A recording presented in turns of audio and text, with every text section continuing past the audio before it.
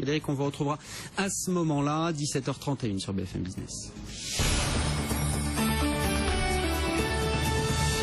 Et les marchés effectivement qui sont en hausse, qui vont terminer en hausse ce soir, et c'est bien parti également aux États-Unis pour Wall Street, Sophie.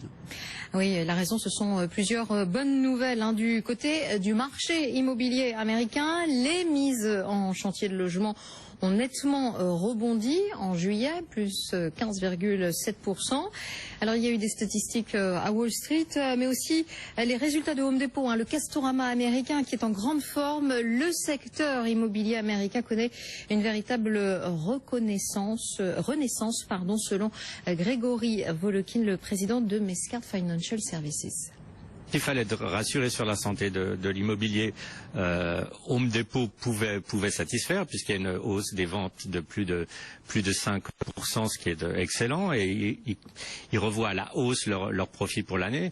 Mais c'est surtout ces statistiques avec les mises en chantier et les permis de construire qui sont vraiment impressionnantes, puisque la hausse des permis de construire est de 8%, la hausse des mises en chantier de 15%. Alors qu'est-ce que ça veut dire? Ça veut dire de toute façon une chose, on rattrape tout le retard qui avait été amoncelé pendant l'hiver, qui était très rude, mais ça veut aussi dire en fait que l'immobilier, et ça c'était un des thèmes que j'ai toujours eu à cœur, se porte bien aux États-Unis.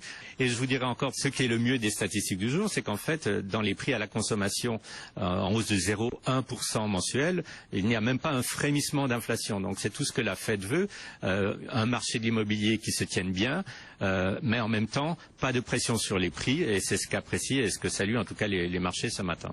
Et Grégory Volokin, le président de Mescart Financial Services. En France, l'actualité, c'est bien évidemment la rentrée politique et le Conseil des ministres.